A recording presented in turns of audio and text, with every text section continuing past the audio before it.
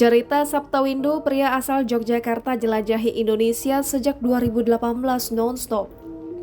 Atas dasar cinta tanah air, bangsa, dan negara, seorang pria bernama Saptawindo melakukan perjalanan menjelajahi Indonesia sejak beberapa tahun terakhir. Sapta, pria 43 tahun asal daerah istimewa Yogyakarta, mengaku ingin melihat langsung kekayaan alam Indonesia berikut kebudayaan dan kearifan lokal yang ada. Saat diwawancarai, Sapta sedang singgah di Indralaya Ogan Ilir setelah menempuh perjalanan dari arah utara Sumatera.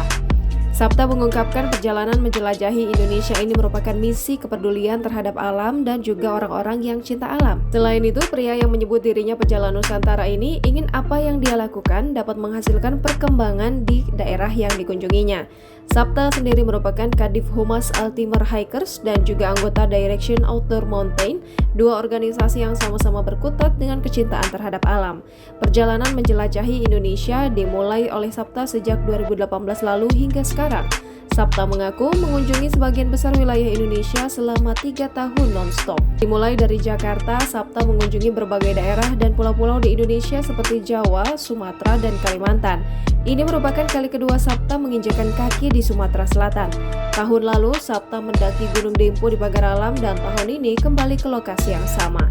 Sapta memulai rute baru perjalanan dari Yogyakarta pada 20 Mei lalu. Berbekal uang Rp250.000, Sapta berangkat menuju Aceh dan tiba di titik nol di Sabang pada 24 Agustus lalu.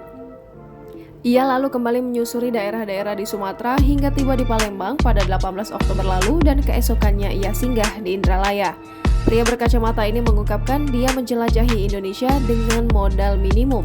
Terkadang saat keuangan mulai menipis, Sapta berinisiatif dengan menjual kerajinan berupa aksesoris, jualan kopi, dan mengerjakan apapun di jalanan selagi halal yang bisa menghasilkan uang.